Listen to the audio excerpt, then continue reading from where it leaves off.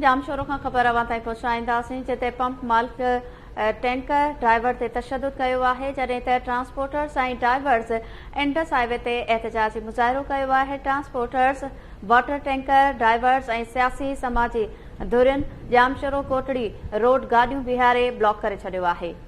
बासर महबूब जमाली ज़बरदस्ती fee water tanker खां 400 खां 500 रुपया वसूल करे पियो। अॻवाननि जो चवणु आहे त महबूब जमाली टैंकर ड्राइवर फरमान छोरो ते बदतरीन तशद्दुद पिणु कयो आहे। इंसाफ़ फिराम कयो वञे।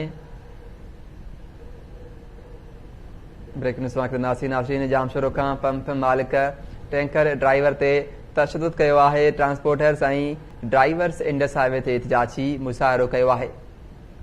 तफ़सील मालूम कंदासीं। लाइन ते मौजूद आहे KTN न्यूज़ जो रिपोर्टर अज़ीम बारी जो।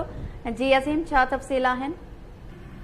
जी रोशनी, बिल्कुल कोटड़ीअ जी टेलीग्राफ वेझो समा ॻोठ साम्हूं कलरी बगार फीडर जे कपरनि ते लॻल गैर कानूनी जेको हाइड्रन पंप मशीन मालिक आहे महबूब जमाली तरफ़ां वाटर टैंकर ड्राइवर आहे फरमान शोरो ते मुबैना तौर तशद्दुद कयो वियो आहे। इतला ते जेको आहे हिन वक़्तु टैंकर ड्राइवर ऐं ट्रांसपोर्टर ऐं सियासी समाजी धुरियुनि तरफ़ां बासर महबूब जमाली जी ज़ाददीन ऐं संदसि गिरफ़्तारीअ लाइ जेको समा ॻोठ साम्हूं जामशोरो कोटड़ी रोड जेको आहे इंडस हाईवे ते जेको टैंकर बीहारे एहतजाज कयो। और मौके ते एहतजाज कंदड़ जेको टैंकर ड्राइवर ऐं मालिक आहिनि मक़सूद अहमद शोरो, अब्दुल खलील, अब्दुल हमीद ऐं सुल्तान शोरो ऐं ॿियनि जो चवणो त समा ॻोठ वेझो गैर कानूनी तरीक़े सां जेको कलरी बगार फीडर ते बासर आहे महबूब जमाली तरफ़ां ज़बरदस्ती हाइड्रन पंप मशीनूं लॻाए ज़बरदस्ती फ्री वाटर टैंकर खां 400 खां 500 रुपया जेको ज़बरदस्ती भत्तो वसूल करे रहियो आहे। असांजो टैंकर ड्राइवर जेको आहे फरमान शोरो जीअं 200 रुपया हुननि खे ॾिनो त हुननि ज़बरदस्ती 400 खां